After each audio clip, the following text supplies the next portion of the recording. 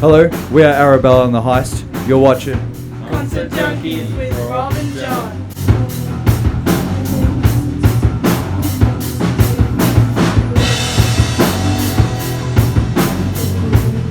In the middle here we have Holly Arabella.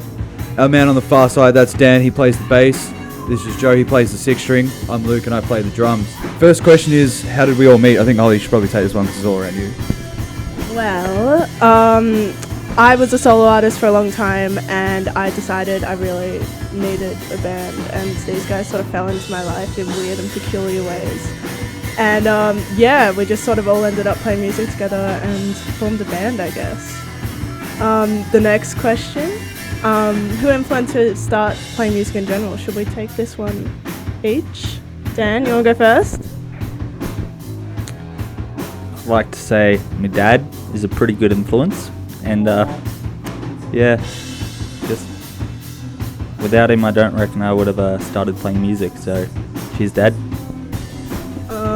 For me, music's always been somewhat of like an escape. I've been able to just like pick up my guitar and play and get it out of my system, and I guess it was myself. My family's never really been overly musical, so yeah, I guess emotions influence me. What influenced me to start playing music? I can't actually remember that. Musician-wise, probably Jack White, but probably more recently, probably my current housemate. He got me back into music when I hadn't been playing for a while. Started playing guitar with him. So Drew, props to you. I'd like to say Dan's dad also got me into music. No, funnily enough, it's half the dad thing as well. So yeah, like I probably have a very similar experience. My dad played bass in a band and stuff. Still reckons he's a better bassist than me. He's probably right. So it was that I was always into music growing up as a kid. Never really even considered playing until I heard Muse's Time Is Running Out in a YouTube clip one day, and then was like, man, that song's cool, because I had listened to like punk and ska and rap, because that's what dominated the radio here in the late 90s and through the mid 2000s. And then that led me down a rabbit hole of heavier stuff with guitars, etc. But yeah, Muse were always this band I always thought was super sick, and that got me into it. And I wanted to be a guitar player. I wanted to be like Matt Bellamy, so I asked for a guitar for Christmas, but this was in mid-June, so I had a while to wait and I was impatient, so I got my dad's old bass out of the shed, started playing, and then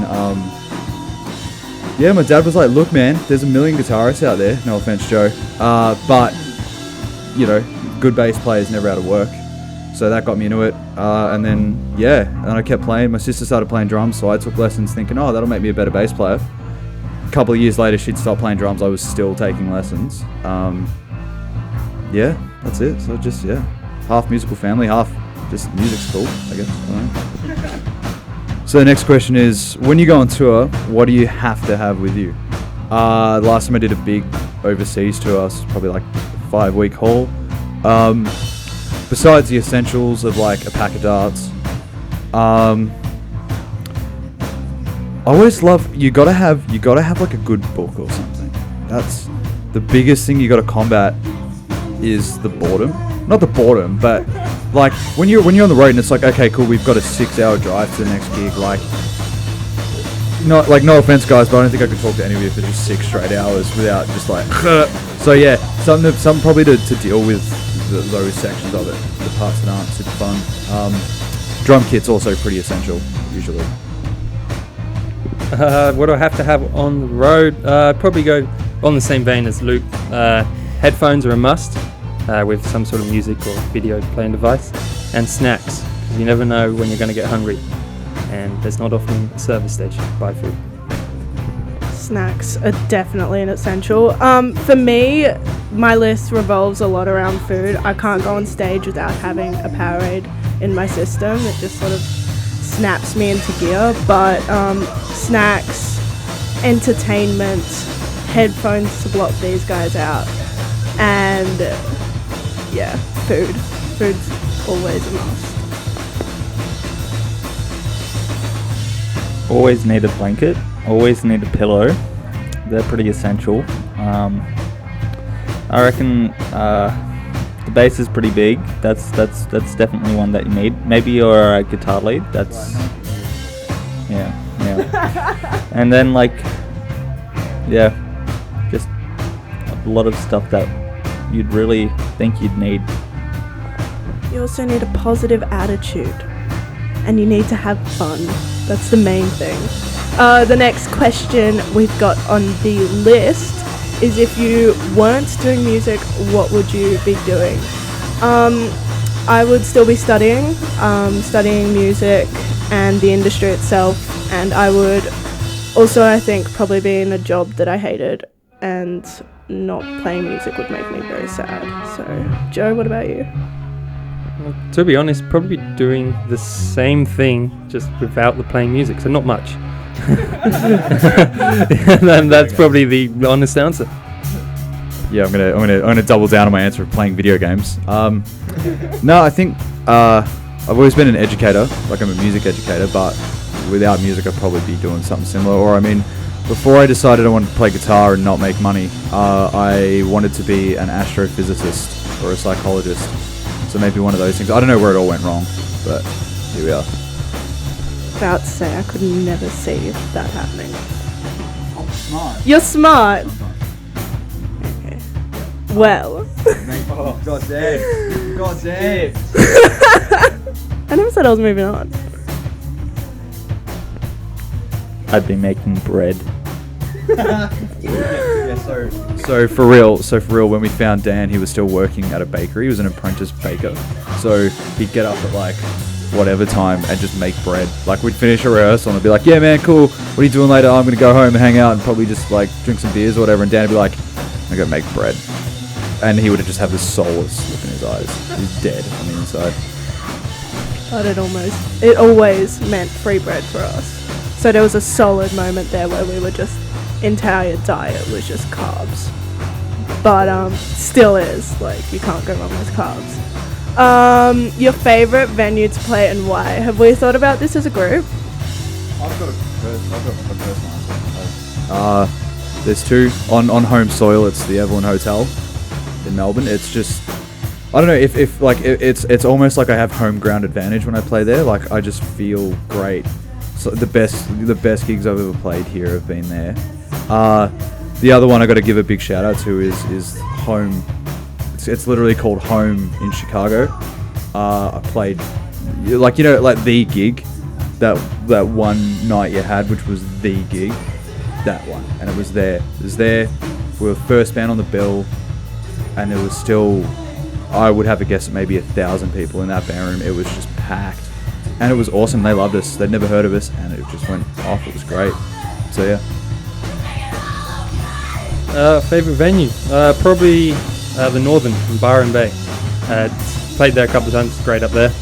Haven't taken these guys yet, but we will get there eventually. Always a good crew up there. Everyone comes out, has a good time. Yeah, it's a fun place. Mine would have to be the home of rock and roll in Melbourne, the Tote Hotel, purely just because of its absolute, like, gritty feeling. You walk in the door and the carpets are sticky and you know you're gonna have a good night. So yeah, definitely the Tote. We've played some sick gigs there. So yeah. Dan, what about you? I'd say Last Chance Rock and Roll in Melbourne. Really good vegan palmers. Check them out. Why does every single one of your answer revolve around food and carbs? Are there carbs in palmers? Breadcrumb. I knew it. Fuck. Sorry. First concert and first CD. Mine was Miley Cyrus.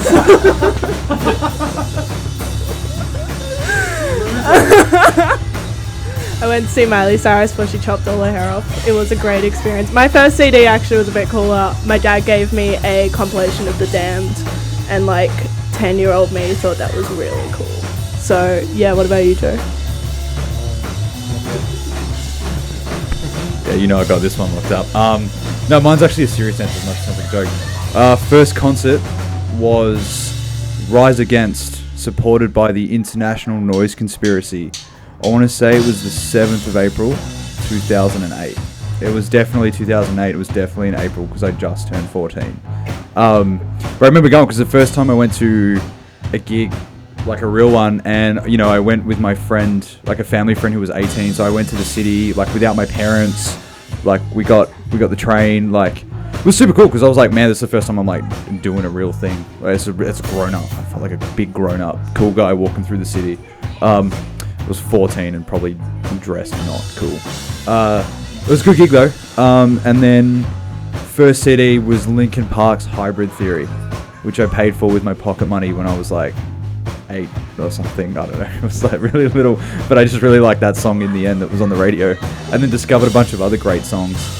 And now I listen back to it and I was like, hey, look, it's still good and it still holds up. But man.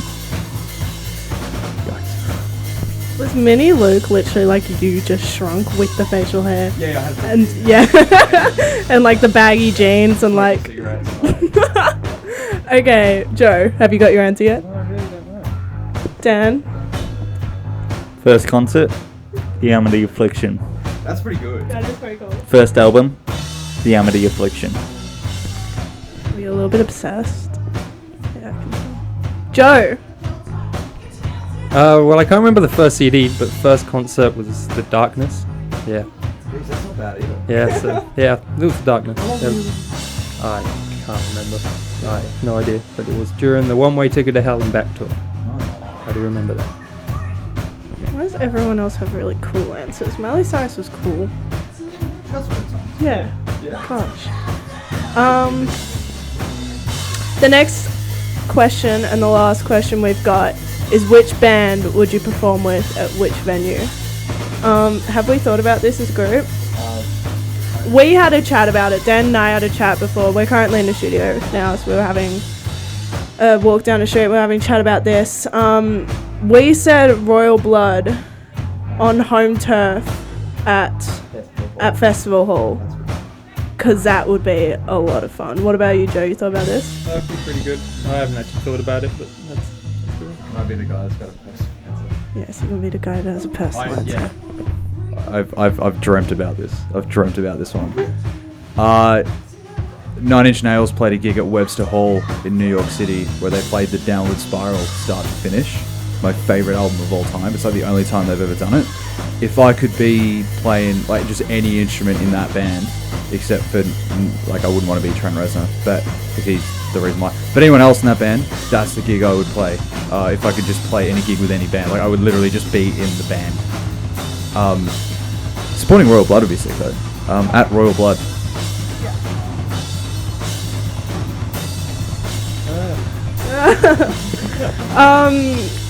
So that was our last question. Thank you again so much to Concert Junkies Rob and John for sending us these questions. We're currently in the studio. We're from Melbourne, Australia, and we're recording a single, maybe a couple singles, which will come out hopefully later this year. Our next gig is at Cherry Bar on March 8th, so if you're around, make sure to hit that up. Thank you so much. Make sure to subscribe, hit that little bell. I'm Arabella, this is a Heist, and have a great night.